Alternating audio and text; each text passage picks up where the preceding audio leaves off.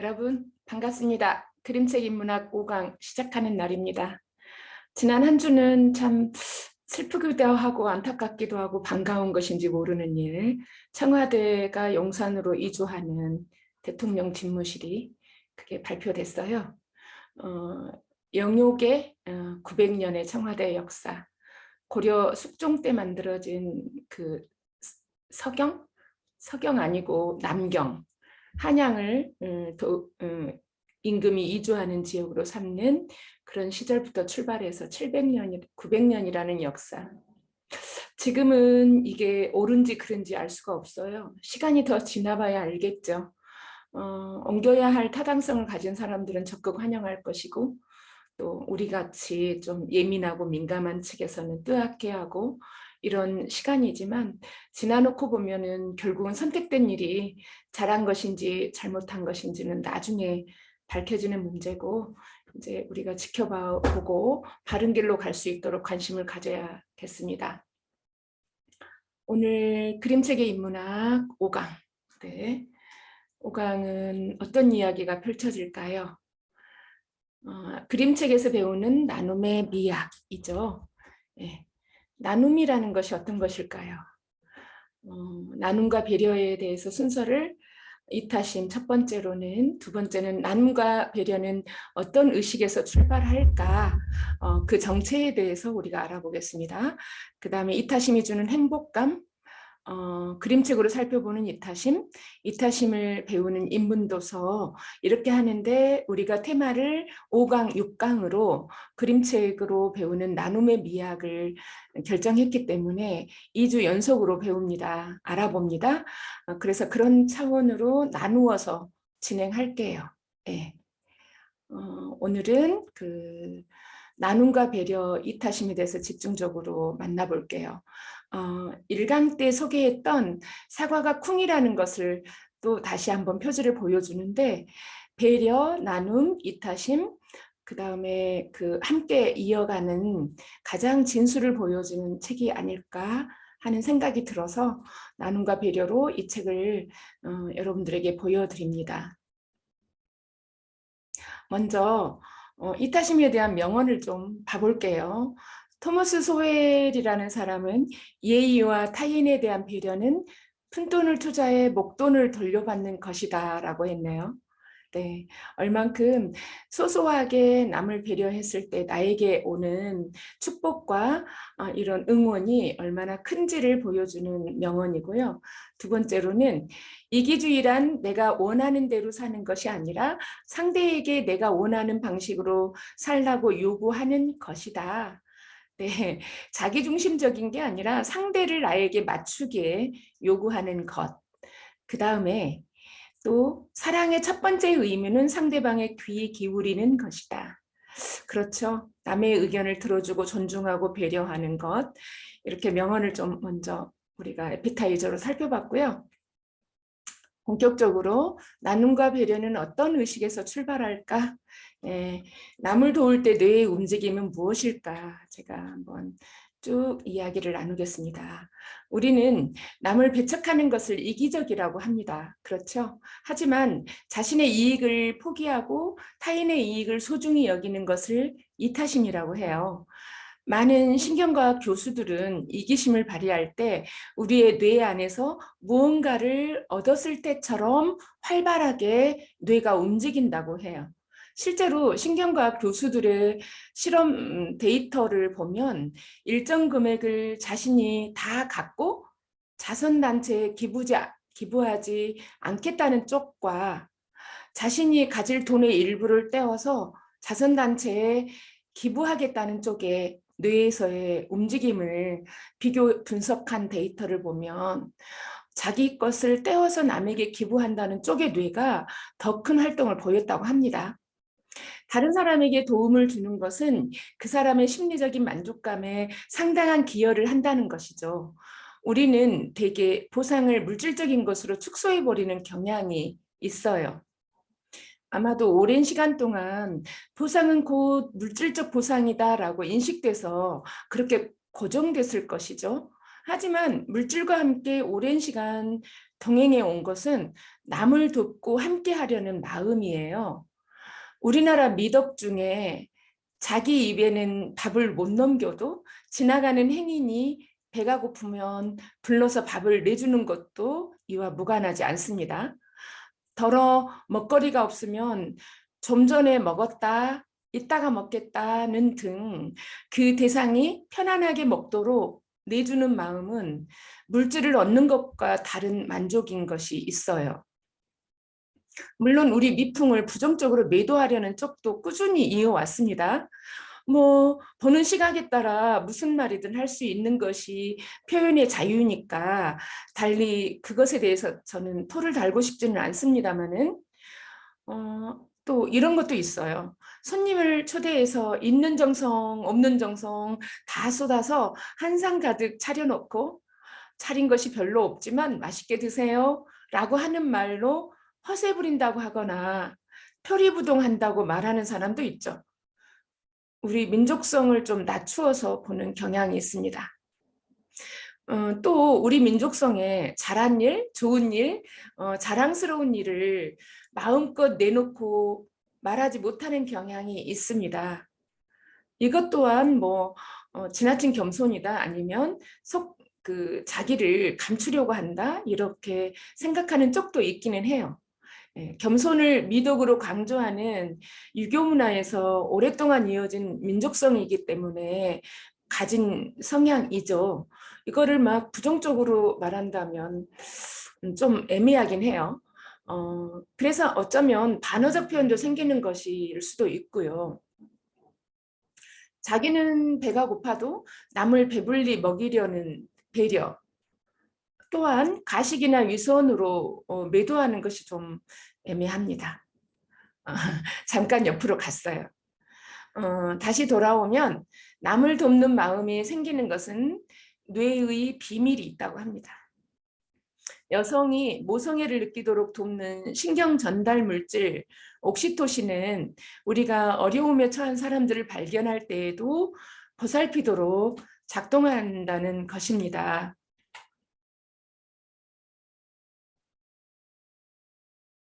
더 놀라운 것은 이 옥시토신은 남을 보살피는 마음을 유발하는 것뿐만 아니라 불안감을 감소시키는 데도 관여한다고 하죠. 지나가는 행인이 어려움을 겪을 때 외면하지 않게 하고 기꺼이 돕는 행위를 불러일으키게 하는 것 또한 옥시토신의 작용이라고 합니다. 뉴스에서 종종 보듯이 고속도로 주행 중 예기치 않게 앞차가 선로를 이탈하면서 가드레일을 받고 멈추거나 계속 비틀거리면서 주행하는 상황에 용감한 시민의식을 발휘하는 사람이 목숨을 걸고 자신의 차로 그 차의 앞을 막고 최악의 상황을 면하게 하는 행동. 이것을 무엇으로 설명할까요? 용감해서? 영웅심? 호기? 이 세상에 제 목숨은 아깝지 않는 사람이 어디 있겠어요. 바로 순간적으로 저렇게 뇌물질이 발현되고 반사적으로 뛰어들죠. 이런 사례는 아무나 할 수 없는 일이긴 하지만 우리가 처음 만난 사람에게 다가가 차를 권하고 말을 걸고 이렇게 하면서 경계심을 풀게 하는 요인도 바로 그런 점에서 맥을 같이 한다고 볼 수 있겠어요. 물론 우리는 대개 자신을 최우선적으로 여기지만은 인간은 본능적으로 이기적인 동기와 함께 이타적인 동기도 모두 가지고 있다는 것이 변하지 않는 진실입니다. 향기로운 차를 마시거나 좋아하는 음식을 먹으면 좋은 기분이 드는 것처럼 남을 도울 때도 그런 기분을 갖는 것이죠. 남을 돕는 일, 자선단체에 기부하는 일, 자기 것을 양보하는 일, 손해를 보고도 감수하는 일 등을 찌질한 사람으로 보는 인식은 우리 삶 속에서 자기중심적으로 성장하는 사이클에 과다 노출돼서 그런 점이 큰 거죠. 문학이나 그림책, 교육 뭐 이런 것에서 남을 돕는 행위들이 자신을 지키는 일과 동일하다고 자연스럽게 인식하게 한다면 남을 돕는 일에 마음이 애매하고 배부른 사람들이나 하는 일이라고 느끼지 않는 분위기가 만들어질 거예요. 최근에 강원도 산불에서 지금 강연을 듣고 계시는 선생님 중에 김지성 선생님이 있어요. 동해에서 이제 초등학교에 근무할 때 인연을 맺었던 학생들과 그림책 그 출판을 하면서 기부금을 모아 그 기부금을 화를 입은 사람들에게 전달하는 일. 대단한 이타심이고 배려고 베품을 행사하는 일이었습니다. 왜 그렇게 인식할까요? 바로 한 사람이 이걸 누가 해라고 말하지 않았어요. 근데 자발적으로 학생들과 연결하고 또 자신이 아는 수많은 사람들과 연결해서 기금을 마련하고 이것을 또 피해자에게 전달하는 일. 참여하는 사람들도 뿌듯하고요. 또 이것을 자기 자신들이 만든 그림책이 출판되면서 남을 돕는 일과 연동되는 일을 경험하는 아이들. 이 모두 다 어때요? 굉장히 그 이타심을 발현하는 소중한 경험이 되는 거예요. 그 경험은 뇌의 기억으로 자리를 잡고 앞으로 살아가는데 내내 발현될 것입니다. 그래서 그 김지성 선생님이 행한 행동은 대단한 이타심의 그 실천이라고 볼 수가 있어요. 이제 이렇게 이타심은 어디에서 출발할까를 살펴봤으니 본격적으로 그림책으로 들어가 볼까요? 예, 저는 인문학 강연에서 제 그림책을 보여주는 일을 적극적으로 하지 않았어요. 그런데 그게 필요할 때가 있더라고요. 오늘처럼. 타타의 커다란 날개. 네, 2020년 10월에 나온 작품인데요. 이 책을 창작한 동기는, 글을 쓰게 된 동기는 포지션 변화입니다. 저에게 강의를 들으신 분들은 조금 아실 거예요. 제가 이 이야기를 했기 때문에. 제가 30년 가까이 그 도서관이나 책문화 활동에 기여하고 증진해 왔으면서 단체들을 이끌었고 그다음에 수많은 사서들, 담당자들, 기관에 있는 분들과 만나 왔습니다. 그런데 어느 날 문득 그게 제가 말하는데 버거움을 느끼게 되더라고요. 이런 일을 해봅시다. 제안하는 일도 버겁고 어려워졌어요.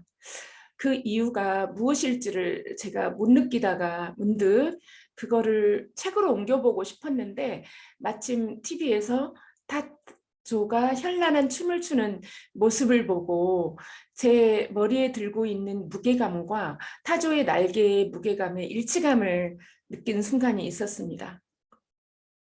그로 인해서 이 책을 쓰게 된 동기가 된 거죠. 그러면 그림책을 보면서 하나씩 살펴보면요. 숲속 마을에 오디션을 본다는 광고가 붙어요. 공연에 대한 오디션. 수많은 참여자들이 등장합니다.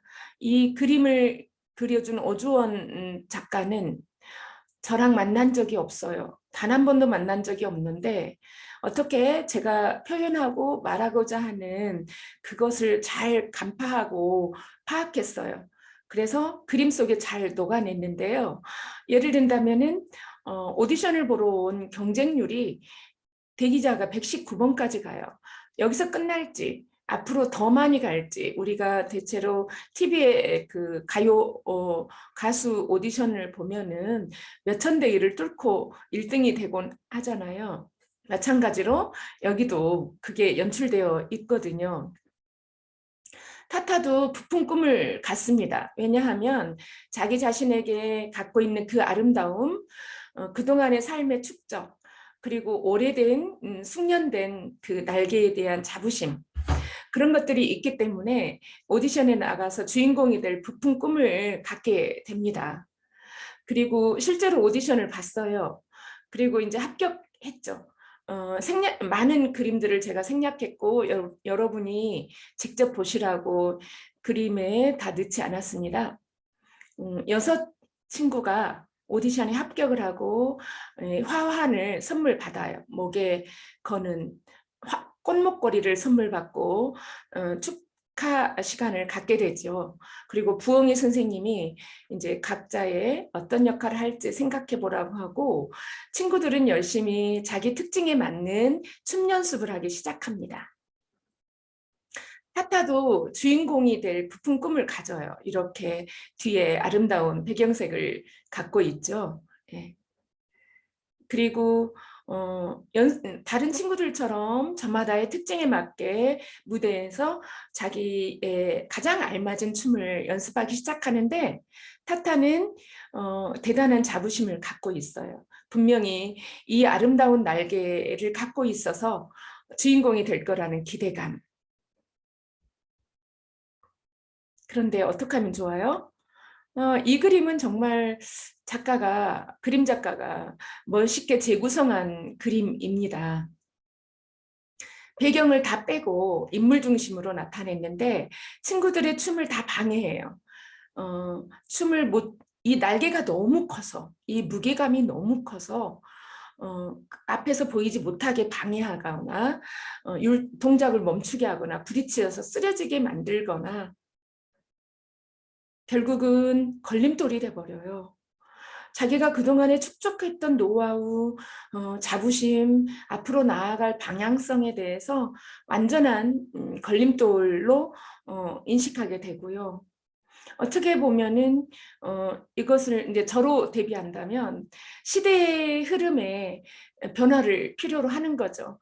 오래된 축적된 노하우는 결국은 다른 사람에게는 쓸모없는 것이 될 수도 있고 너무 강요하거나 그것에 대해서 집착하거나 그리고 아주 고집스러움으로 변질될 수도 있겠죠. 다행히 제가 그렇게 변질되기 전에 저는 제 자신을 했습니다마는 그러지 못한 사람들도 있어요.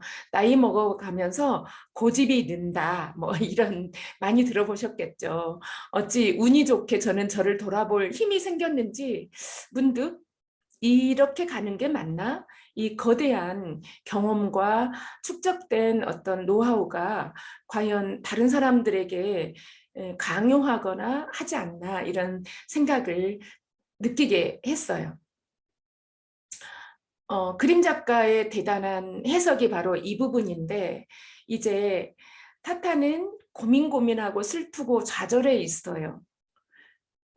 그래서 다시는 무대에 올라갈 수 없을 거라는 두려움을 갖게 되고요. 눈물을 뚝뚝 흘리게 됩니다. 그때 부엉이 선생님이 자 여러분 친구들의 배경이 되어줄 사람 커다란 나무가 되어줄 사람이라고 말했을 때 여러분 여기에 있는 등장인물들의 그림자를 보세요. 이들은 아직 주인공이 되고 싶고 욕심이 있기 때문에 선뜻 손을 들지 않아요. 그런데 타타는 나무를 할 수 있을까라는 망설임도 있지만 왜냐하면 큰 시련을 지금 겪고 있잖아요. 친구들에게 방해가 되고 자기가 아무짝에도 쓸모가 없어. 달리지도 못하고 날지도 못하고 무대에 공연하는 춤도 되지 못하는 이제 그야말로 밑바닥까지 가는 상실감을 느끼게 되는 거죠. 그러니까 나무가 되어줄 사람 할 때 선뜻 나서지 못해요. 그래서 그림자가 깊게 드리워집니다. 길게. 이거는 저랑 그림 작가랑 말한 적이 없는데 그림 작가가 이렇게 표현해 놓은 거예요. 그리고 그림 작가는 이 타타를 응원하는 것을 직접적으로 무엇으로도 말하지 않고 이렇게 새둥지에 어미새가 아기새에게 모이를 주는 장면으로 모든 우주 만물이 이 타타에게 용기를 내봐. 할 수 있어. 더 용기를 내. 남들이 하기 싫어하는 거. 결국은 너가 무엇을 하고 싶은지 생각해봐. 막 이런 응원의 느낌을 이렇게 새해에 모의를 주는 힘으로 모성의 본능으로 응원을 하고 있습니다. 그래서 타타는 용기를 내는 거죠. 그래, 나무라면 나도 해야겠어. 우선 그런 응원 속에서 가장 이 응원을 받아들일 수 있었던 거는 뭐냐? 용기를 낼 수 있었던 거는 뭐냐? 내가 진짜 바라는 건 뭐지? 주인공? 주인공이 아니라 공연을 올릴 수 있게 해주는 건 이것도 정말 멋진 일이지 않을까 하고 맞아떨어지는 거예요. 그리고 나섭니다. 주변의 응원에 힘을 입어서 나서서 이렇게 멋진 공연을 올리게 됩니다. 아름답죠? 여기에서 글도 제가 고집스럽게 고집한 건 친구들이 타타에게 박수를 쳐줬어. 타타는 너가 최고야. 이거를 다 뺐어요. 그리고 밝게 모두 다 기쁘게 축제를 마무리한 걸로, 달빛도 환하게 비춰주는 걸로. 왜냐하면 타타가 진정으로 바라는 것은 자기가 주인공이 되는 게 아니라 친구들의 배경이 되어주어서 공연을 멋지게 마치는 일이었거든요. 그렇기 때문에 타타가 주인공이 되는 것보다 더 아름답게 공연을 성공적으로 마치게 마무리를 합니다. 여기서 타타가 바라는 건 뭘까요? 아무도 원하지 않는 것, 배경이 되어주는 것, 엑스트라가 되어주는 것, 친구들에게 도움을 주는 일, 이게 진정한 이타심이겠죠. 그래서 제 모습이 지금 이 모습이지 않을까 싶습니다. 후배들에게, 자라나고 있는 후배들에게 도움을 주는 일, 이렇게 타타는 곧 저이기도 해요. 네, 그래서 오늘 과감하게 가져왔습니다. 두 번째 작품은 인어 아빠입니다. 인어 아빠는 어떻게 만들어졌을까요? 네, 지나가 버리네요. 자, 여러분, 인어공주 하면 떠오르는 게 뭘까요? 네, 안데르센의 디즈니랜드의 만화 영화도 생각이 날 것이고, 뭐예요? 안데르센이 쓴 인어공주도 생각이 날 거예요. 그걸 새롭게 재해석한 인어 이야기인데, 인어공주가 단박에 떠오를 때 이 책을 쓴 작가, 글 작가는 허정연 작가라고 여러분 생각나는 작품 있나요? 아빠를 빌려줘, 노란장화, 어부바, 아주 친숙하죠. 과감하게 글을 쓰고요. 또 그림 역시도 과감하게 그리는 걸로 명성이 나 있는 작품입니다. 이 세 작품 모두 다. 그 외에도 허정윤의 글은 많은 책으로 나와 있고요. 그림 작가는 누구일까요? 예, 아마도 여러분들 다 알겠지만 유명 스포츠 스타의 CF의 그래픽 노블을 그렸고요. 박지성 직접 생략하려고 했는데 튀어나와 버리네요. 네. 박지성의 CF의 그래픽 노블로 참여하고 유명 연예인의 홍보 아티스트로 활약했던 그 작가니까 그림 작가 역시 내공이 아주 깊죠. 그래서 두 글 작가와 그림 작가의 만남은 독보적입니다. 이 작품의 인어 아빠에서는 인어공주 대신에 인어 아빠가 이야기의 핵심입니다. 인간과 같은 모습의 인어 아빠는 곧 우리들의 수많은 아빠이기도 합니다. 이 책의 상상력은 어디까지일까요? 이 책은요, 해저에서 해상으로 올라오기 때문에 옆으로 넘기는 책이 아니라 이렇게 위로 넘기는 책이에요. 왜냐하면 아래에서 위로, 그래서 그림을 옮기는 것도 굉장히 어렵고요. 편집하는 것도 아마 어려웠을 수도 있어요. 그렇게 하고요. 그 다음에 이런 공간적 판타지성을 잘 보여주면서 지금 색채만 봐도 표지만 봐도요. 몽환적 채색으로 진행되고 있는 걸 보일 거예요. 이 두 작가들의 상상력과 작품 완성도는 놀라울 정도예요. 이 책을 재미있게 보기 위한 꿀팁 중 인어공주와 인어아빠의 인물들이 육지와 바다를 오고 갈 때 신체적 차이를 비교하는 것도 좋아요. 여러분들이 찾아보세요. 그 다음에 인어공주의 눈물도 차이가 있습니다. 인어아빠의 눈물은 진주로 바뀝니다. 보살핌, 배려에 대한 보답으로 진심으로 감사의 눈물을 흘리고요. 그것이 진주가 되는 것이죠. 네. 이제 한번 직접 그림으로 다 가져올 수 없어서 조금 커트를 가지고 왔어요. 알라딘에서. 여러분들이 직접 비교해서 보시기 바랍니다. 하늘에는 새가 살고 땅에는 인간이 살고 바다에는 인어가 산다. 어부였던 아버지에게 전해들은 인어 아빠 이야기를 해준다라고 이 이야기가 시작됩니다. 육지로 나가기 좋은 날을 택해서 올라와 지상을 마음껏 느껴요. 인어 가족들은 정말 행복합니다. 노을, 태양, 꽃들까지 모두 다 즐깁니다. 그러다가 바다로 돌아갈 시간에 아기들이 그만 그물에 걸리고 말아요. 인어 아빠를 알아보는 그 그물의 주인인 어부. 서로 마주보면서 자신의 모습을 발견합니다. 그것은 아버지, 다른 어부들을 따돌리면서 인어 가족을 놓아주는 그 어부. 어쩌면 두 인물은 동일 인물일 수도 있죠. 우리가 굳이 상징으로 연결한다면, 부성을 연결한다면, 어쨌든 인어 아빠는 상상 속 인물이고 어부는 현실 속 인물이기 때문이죠. 이 책의 최대 관점은 인어 가족을 놓아주는 어부로 저는 방점을 찍고 싶습니다. 이미 낚았고 눈앞에 최고의 부를 가져다 줄 수 있는 인어들을 놓아주었기 때문이죠. 인어 가족은 인간의 탐욕으로 경제적 수단이 될 수 있는 수많은 대상들을 상징하고 있어요. 이건 제 해석입니다. 이타심으로 연결하기 위해서 이쪽으로 해석해 본 거예요.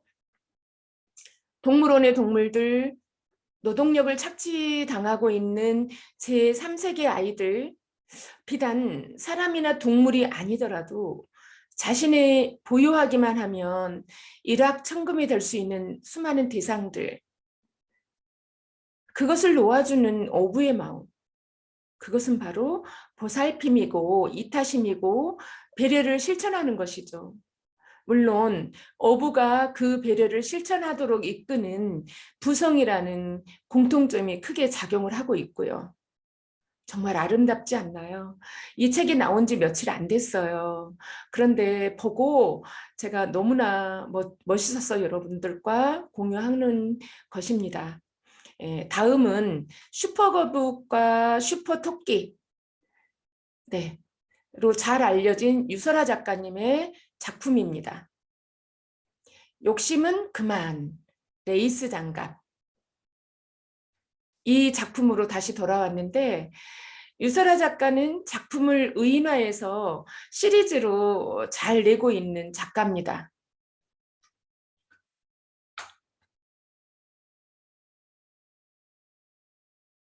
네, 장갑초등학교 그 세 번째 이야기예요. 이 작품은. 그래서 유설아 작가님은 조용조용 이야기하는 분인데 작품은 얼마나 입담도 좋고 이야기도 풍성한지 매번 놀라고 있거든요. 네, 장갑초등학교는 다양한 장갑을 주변에서 우리 아이들을 흔히 볼 수 있는 캐릭터들로 설정했어요. 그러니까 사건도 아이들의 생활과 아주 가까워요. 사람으로 등장한다면 그저 그런 이야기이지만 장갑으로 의인화하니 정말 신기하고 기발해요. 장갑초등학교 시리즈를 보기 전까지는 우리 주변에 이렇게 많은 종류의 장갑이 있는지 생각지도 못했네요. 네, 이 책을 크게 이제 우리가 살펴본다면 의인화 소재의 신박함이 가장 뛰어나고 두 번째로 이제 불편한 대상에 대한 일반적인 태도인데요. 우리가 모두 다 행동에 대한 마음, 어떤 행동을 할 때는 그럴 만한 이유가 있겠죠. 그런데 대체로 우리들은 그 행동에 대해서 이해하기에 앞서서 불편한 대상이라고 거리감을 두려고 합니다. 그 대표적인 케이스가 여기에 나오는 레이스 장갑이지 않을까? 그리고 문제 해결을 위한 친구들의 행동, 그것에 대한 고마움의 표현은 어떤 것일지 지금부터 이제 살펴봅니다. 먼저 그림을 펼쳐놓고 이야기를 나눌게요. 이 책은 갯벌 체험에서 이제 공주과에 속하는 레이스가 자기 옷에 진흙을 묻히지 않으려는 이기심으로부터 출발을 합니다. 그래서 주방 장갑에게 조개가 나올 곳을 안내하고 주방 장갑이 캐내는 조개들을 자기 바구니에 막 담아요. 웃음이 쿵 나오는 귀엽고 유머러스한 캐릭터죠. 유소라 작가님이 이렇게 유머가 넘치고 상상력이 풍부해요. 예, 거듭 이야기하지만 실제 유소라 작가님 대화는 아주 조용해요. 말수도 적고요. 그리고 조금 수줍어하기도 해요. 제가 어딘가에서 같이 심사를 했는데 미디어 북톡에 전국의 그 북토큰 독서감상문 대회 심사를 같이 한 적이 있는데 정말 말수가 적거든요. 근데 작품 안에는 엄청나게 많은 다양한 풍부한 이야기가 깔려 있거든요. 그런 점이 작가님의 상상력은 얼마나 신박한지 잘 보여주고 있어요. 그리고 그렇게 문제를 전개하고 있고요. 결국은 레이스 장갑이 이렇게 자기가 자기 옷에 진흙을 묻히기 싫어서 주방 장갑을 이용하려고 하는데요. 자기 바구니에다 많이 담다가 쌍둥이 장갑이 쳐놓은 줄에 걸려서 주방 장갑이 찰퍼덕 넘어지고 맙니다. 그 바람에 레이스 장갑도 진흙을 흠뻑 뒤집어 쓰고 말죠. 레이스 장갑은 금세 낯빛이 바뀌어서는 주방 장갑에게 바락바락 소리를 질러댑니다. 고무 장갑, 벨벳 장갑, 뭐 선생님까지 끼어들어서 소리 지르니까 레이스 장갑은 어떻게 할까요? 가뜩이나 이기심이 많고 얌체 스타일인 레이스 장갑, 이 책에서 엿볼 수 있는 레이스 장갑의 마음 살핌도 꼭 필요합니다. 누구나 그런 행동에는 이유가 있는데 우리는 대체로 이러한 친구들은 불편한 존재로 낙인을 찍게 하고 찍어버리고 따돌림의 대상이 되죠. 그럴수록 이런 친구들은 고립되면서 마음이 더 반사회적으로 변해가기도 합니다. 여기에서 우리가 나눔과 배려를 살펴보기로 했으니 일단 그런 레이스 장갑의 심리적인 것은 뒤로 하고요. 고립된 레이스 장갑은 혼자서 씩씩대며 바닷가를 거닐러요. 친구들이 모두 다 레이스 장갑에게 막 바락바락 소리를 지르고 몰아세우니까 어떻게 하겠어요? 결국은 혼자서 이제 고립되죠. 그러다가 돌돌 말린 종이가 든 병을 발견하고 보물찾기에 나섭니다. 어, 보물찾기에 너무 열중한 나머지 밀물이 됐는데 그걸 몰라요. 그리고 보물을 찾던 레이스 장갑은 갯바위에서 갇히고 말아요. 이제 배려, 보살핌, 나눔이 등장할 차례가 됐습니다. 친구들이 그런 레이스 장갑 구출 작전에 나서는 것이죠. 그렇게 격하게 싸우다가 위험에 처한 친구를 외면하지 않는 모습. 자신도 물에 빠질 수 있는 위험한 상황이지만 적극적으로 구조하려는 행동. 바로 그것이 남을 이해하는 마음이고 스스로를 행복하게 하는 실천입니다. 이 책을 만나는 아이나 어른이나 이기심이 주는 만족보다 이탈심이 주는 만족이 얼마나 큰지 잘 느낄 수 있을 거예요. 이번 주에 이제 이렇게 이타심을 살펴봤는데 여기서 그 고립된 장갑, 레이스 장갑을 위해서 고무 장갑에 뛰어드는 모습, 어쩌면 고속도로에서 차를 세우고 위험에 무릅쓰는 그런 그 위험에 처한 친구를 구하는 사람을 구하는 그런 자동차 드라이버나 비슷한 상황입니다. 자, 이타심이 무엇이고 어떤 의식에서부터 행동하게 되는지 그림책을 보고 살펴봤어요. 이타심은 인터넷 사이버 안에서도 많이 일어납니다. 각종 정보, 숱한 그 온라인 커뮤니티 안에서 눈으로 서핑하고 끝이는 사람들도 있고 좋아요를 눌러주는 사람도 있고 댓글을 열심히 써서 그 게시자에게 힘을 실어주는 사람도 있어요. 뭐 아무것도 남기지 않는다고 해서 누가 뭐라 하지 않죠. 사이버 공간이기 때문에. 그렇지만 내가 올려놓은 정보를 통해서 배움을 이룰 수 있었다에 대한 고마움에 좋아요를 눌러주거나 열심히 댓글을 써주는 것 또한 이타심이지 않을까 싶습니다. 네, 이번 주에는 이타심이 무엇인지 살펴봤고요. 다음 주에는 이타심과 행복, 이타심에 대한 또 다른 그림책, 그와 연계된 인문도서를 소개해드리겠습니다. 여러분 좋은 시간이 되었길 바라봅니다. 지난주와 같이 밴드나 그 유튜브 채널에다가 댓글 올려주시면은 이 강연이 더욱 힘을 탈 수 있을 거라고 생각이 들어집니다. 여러분이 좋은 강연을 만들 수 있는 대상이기도 합니다. 네, 이 시간 마치겠습니다. 감사합니다. 다음 주에 뵐게요. 네.